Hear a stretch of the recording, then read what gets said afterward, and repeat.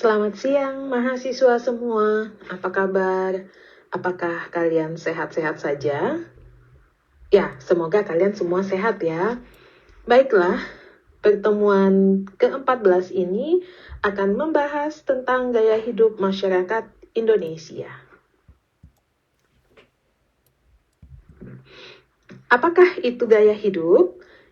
Gaya hidup adalah perilaku seseorang yang ditunjukkan dalam aktivitas, minat, dan opini khususnya yang berkaitan dengan citra diri untuk merefleksikan status sosialnya.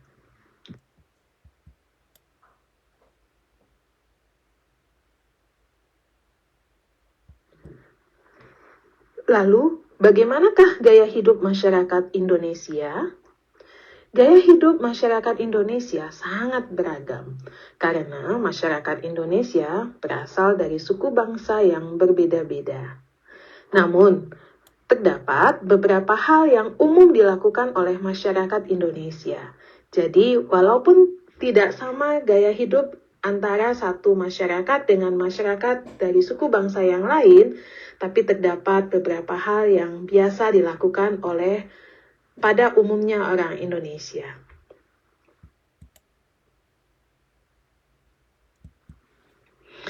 Untuk membahas gaya hidup, kita akan melihat keseharian masyarakat Indonesia. Nah, masyarakat Indonesia melakukan kegiatan sehari-hari sesuai profesi dan peran sosial. Jadi, kegiatan hariannya sesuai dengan apa pekerjaan dari masyarakat tersebut. Pada hari kerja atau weekday, pelajar akan ke sekolah, pekerja akan bekerja sesuai dengan pekerjaannya. Kalau dosen akan mengajar di universitas, kalau pegawai akan pergi ke kantor, dan sebagainya. Nah, pada akhir minggu, yaitu Sabtu dan Minggu, ya, Indonesia sama dengan Korea, hari kerja adalah Senin sampai Jumat. Sabtu dan Minggu disebut akhir minggu. Orang-orang akan istirahat atau menghabiskan waktu dengan keluarga atau dengan teman-teman atau dengan kelompok sosialnya untuk rekreasi, olahraga, upacara adat, agama, arisan, atau berkumpul dengan teman-teman atau keluarga, dan juga kerja bakti atau disebut gotong royong.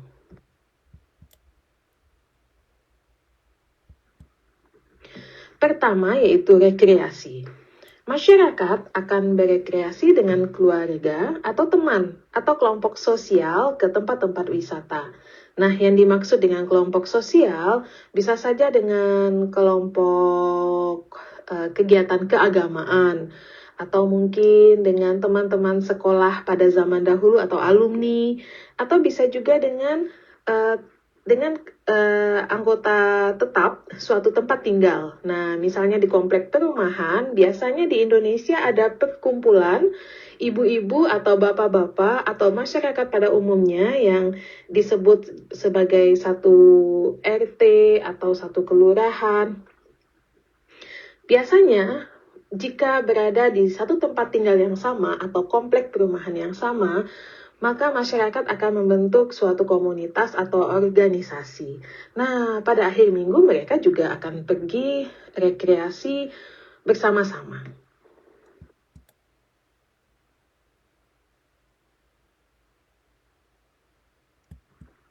Apa kegiatan lainnya? Olahraga tentu saja. Memang, masyarakat tetap berolahraga setiap hari. Tapi tentu waktunya terbatas karena ada kegiatan rutin seperti sekolah atau bekerja. Pada akhir minggu, waktu untuk olahraga itu akan jauh lebih lama, lebih panjang waktunya. Kadang-kadang dilakukan juga dengan komunitas pecinta olahraga yang sama. Misalnya bersepeda. Nah, di Indonesia banyak sekali komunitas bersepeda. Pada waktu akhir minggu, Sabtu dan Minggu, mereka akan melakukan kegiatan bersepeda bersama-sama dengan anggota komunitas itu. Bersepeda, lari, memancing, itu merupakan kegiatan olahraga yang sedang banyak diminati oleh masyarakat Indonesia saat ini. Di samping bermain tenis, bulu tangkis, dan futsal atau sepak bola.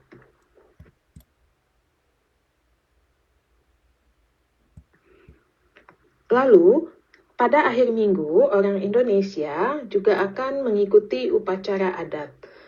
Upacara adat sering dilaksanakan pada akhir minggu, misalnya pesta pernikahan, kelahiran, dan ritual lainnya. Kenapa dilakukan pada akhir minggu? Karena pada akhir minggu orang memiliki waktu yang lebih banyak untuk mengikuti upacara adat.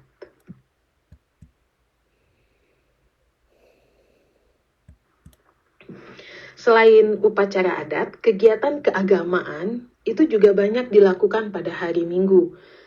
Misal yang pasti tentu saja penganut agama Kristen.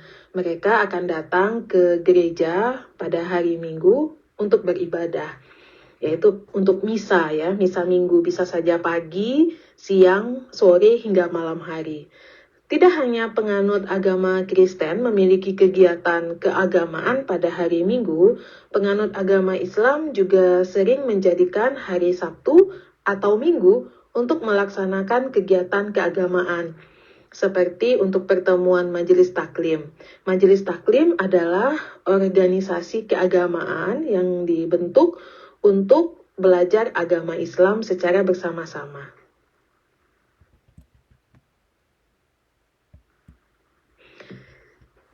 Satu kegiatan lagi, gaya hidup masyarakat Indonesia pada akhir minggu adalah arisan. Arisan adalah suatu kegiatan di mana sekelompok orang akan berkumpul. Sekelompok orang itu bisa saja masyarakat yang tinggal di komplek perumahan yang sama, alumni suatu sekolah, keluarga, atau pertemanan, atau alasan sosial lainnya yang membuat mereka membuat suatu komunitas. Bisa saja teman-teman dan sebagainya. Nah, pada arisan, mereka tidak hanya berkumpul, makan, minum, dan bercerita, tetapi mereka akan mengumpulkan uang dalam jumlah tertentu. Kemudian, semua anggota sama ya jumlahnya. Lalu, mereka akan mengundi siapa yang menerima pada saat itu, menerima jumlah uang itu secara utuh dari kesemuanya. Nah, itulah kegiatan arisan. Lalu minggu depannya orang yang lain akan menerima uang juga dengan jumlah yang sama. Kegiatan itu dapat dilakukan di rumah salah satu anggota komunitas sosial itu, atau bisa juga di kafe atau restoran, bahkan juga mereka lakukan di tempat wisata. Nah, uniknya kalau mereka berwisata, kadang-kadang mereka menggunakan pakaian yang sama. Mereka membeli seragam dan menggunakan pakaian sama, kemudian berfoto.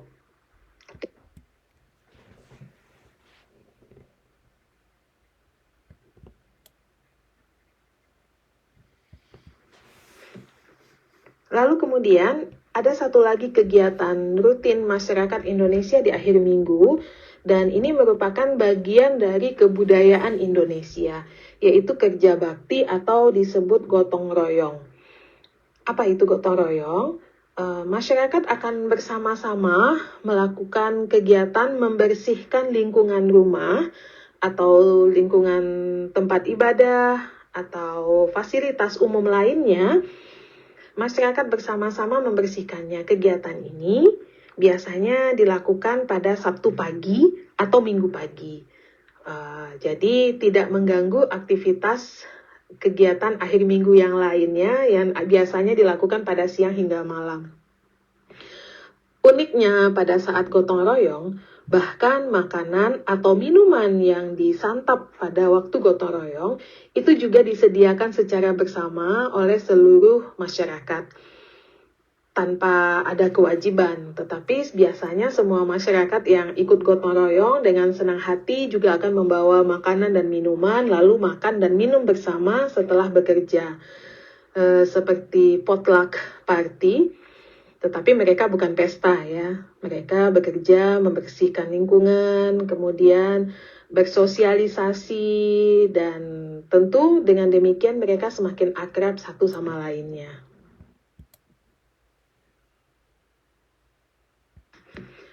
Selanjutnya, tentang fashion anak muda.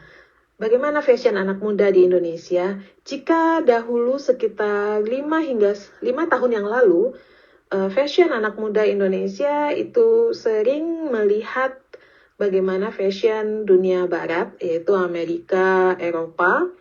Tapi saat ini masyarakat muda Indonesia atau anak muda Indonesia banyak melihat bagaimana cara berpakaian Asia Timur, khususnya Korea. Jadi mereka lebih menyukai fashion dari Korea Selatan. Kenapa?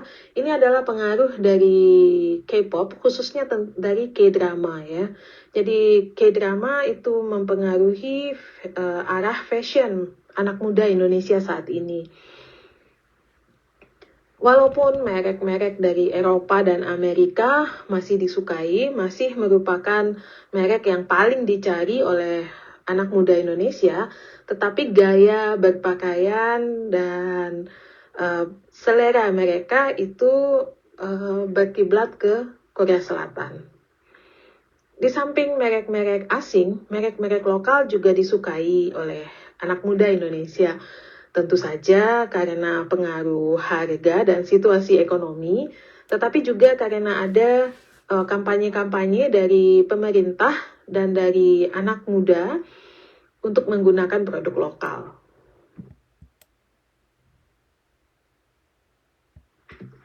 Selanjutnya, tentang keberadaan kedai kopi atau kafe di Indonesia.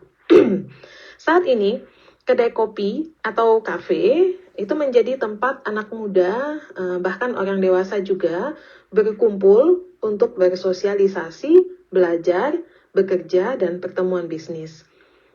Jadi bisnis kedai kopi atau kafe itu menjadi bisnis yang memiliki nilai ekonomi tinggi di Indonesia saat ini.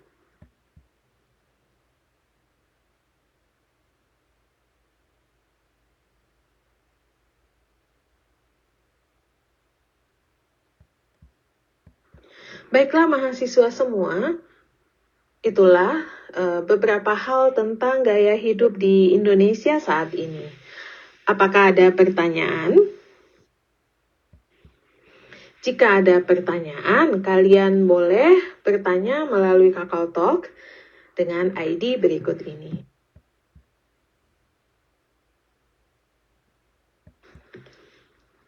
Untuk ujian akhir semester, ujian kita laksanakan pada Selasa 21 Desember. Nah, bagaimana caranya? Kalian harus masuk ke Webex pada pukul 11.30.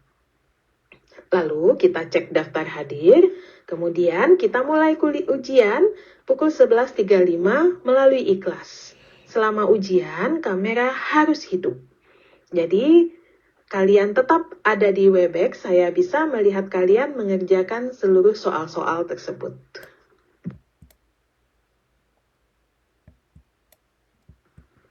Soal ujian, kita mulai dari topik pada pertemuan ke-7, yaitu tentang kebudayaan di Indonesia. Kalian harus belajar kembali tentang pakaian adat atau tradisional di Indonesia, rumah adat, makanan tradisional, minuman tradisional, dan permainan tradisional. Lalu, pada pertemuan ke-8, semoga kalian semua masih ingat, waktu itu kalian presentasi, beberapa dari kalian presentasi tentang matrilineal.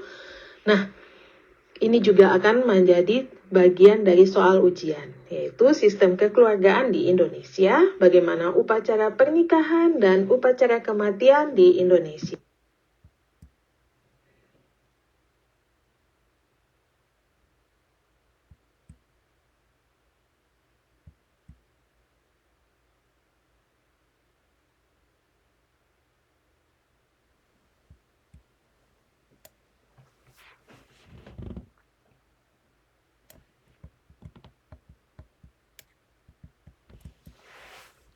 Dan jangan lupa pertemuan ke-9 tentang kesenian tradisional di Indonesia juga masuk dalam soal ujian.